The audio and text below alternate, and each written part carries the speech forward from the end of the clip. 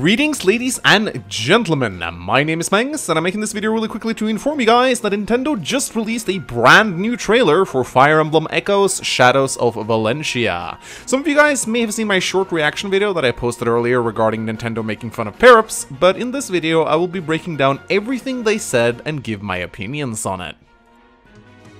So the trailer opens up with a bit of backstory, as well as showing up some new cutscenes, which all look absolutely fantastic. I love that they have adapted anime-style cutscenes, and I'm pretty sure I'm not the only one who's secretly hoping that they will make a fully fledged Fire Emblem anime one day. At least one that's more than 2 episodes long.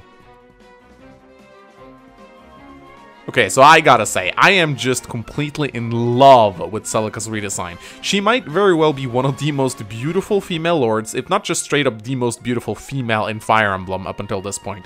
I love how they've given her like a modest classic design, yet easily made her hotter than any fanservice character I've seen up until this point. She looks so sharp and yet so elegant, and I can't wait to see more of her in-game. We then see some footage of the different routes, as well as some footage of the overland map. We of course already knew that we would be controlling 2 separate armies already, but it's still nice to see in action.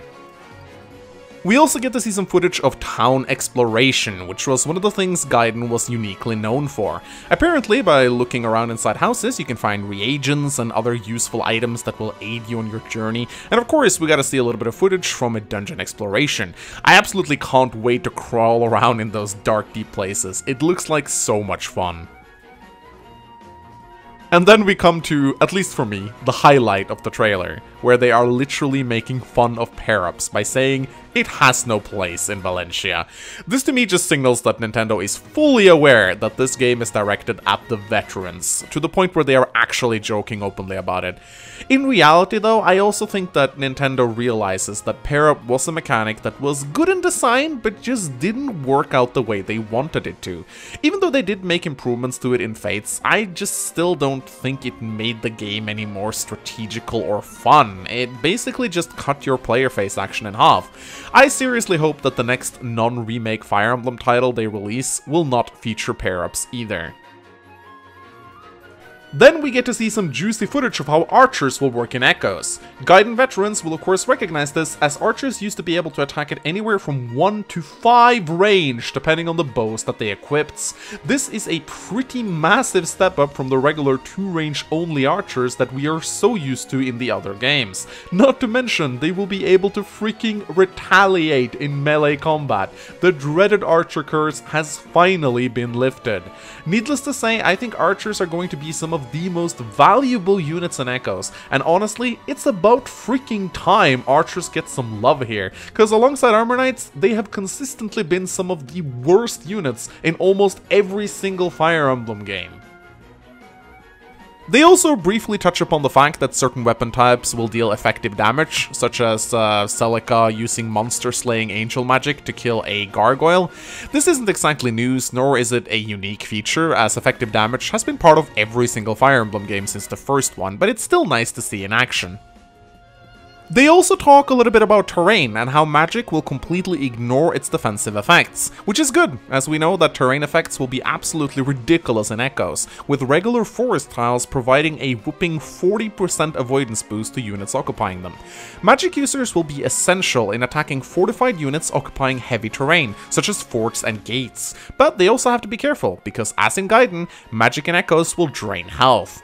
We also get to see Jenny use a summoning spell to summon NPC soldiers to the battlefield, which was a very cool spell. We are not aware yet if these summoned creatures will be player controlled or controlled by the AI like in Gaiden. We also get to see how promotions work. You find statues inside certain areas of the game, which allows you to promote to a variety of different classes. I really like how Gaiden did promotions, and it's going to be a lot of fun to play around with it in Echoes. We then get a shot of Celica leveling up, and to me, this is a sign indicating that they are going to stick with the relatively low Gaiden growth rates. Sorry people, perfect level ups are a thing of the past. Here we see Celica gain attack, skill and luck, which she has a 25%, 40% and 40% growth rate in respectively back in Gaiden. It's also interesting to see that there will be no strength/magic split in Echoes, but instead both of them have been merged into a single stat called attack, which means that units capable of both using magic and swords, such as Celica, will be equally powerful at both. We then get a shot of an Armor Knight dying. Is this Nintendo's way of telling us that Armor Knights are still gonna be crap in this game? I mean, we can't hope for both Archers and Armor Knights to get good at the same time, can we? Can we? And lastly, they did announce that there will be a casual and a classic mode, which of course we already knew, but still, it's nice to have it confirmed. Classic is the good old permadeath we all know and love, while casual allows fallen units to revive at the end of the chapter. This, however, means no Phoenix mode, which I am very satisfied with. Now, I'm going to spit out some harsh words right now, so cover your casual ears if you're easily offended. Phoenix mode was a complete joke and a disgrace to the franchise. If you can't succeed on normal casual difficulty, I'm sorry, you just actually have to get better at the game. I think it's laughable to have a mode that's literally a built-in cheat code. Good riddance, Phoenix mode, you won't be missed, and I hope that we won't ever have to see you again. So, time to deliver some closing thoughts on this trailer. I mean, I absolutely loved it. It was amazing. It gave me a hard-on.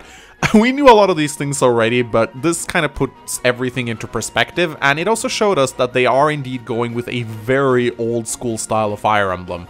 I think this is a massive gamble on Nintendo's part. I mean, just imagine a casual Awakening/Fates player picking up this game, thinking it to be a sequel to the game they just played. They're going to be in complete shock. Now, obviously, Nintendo feels that the mechanics of Gaiden, a 20-year-old game, should still hold up even in 2017, and that speaks volumes of how much they actually love this game. Will it succeed though? I think veterans will love it, but veterans makes up a very small minority of the community. Most of modern Fire Emblem fans started with Awakening, and I'm not sure if they are ready for a game as old school and hardcore as this one. I am really crossing my fingers that Echoes will sell well, for that surely means that a potential Genealogy remake is somewhere down the line, which I think would make the community explode with excitement. For now though, we can only hope that Echoes will be every bit as awesome as people say it will be. I certainly am on the hype wagon at this point. Thank you for watching this trailer analysis/breakdown. What are your thoughts on this upcoming Fire Emblem game? Do you agree with Nintendo's old school direction? Let me know about it in the comment section below. Also, if you enjoyed this video, please leave a like and subscribe for more Echoes content. Until next time, my name is Mangs, and I'll see you guys soon. Goodbye.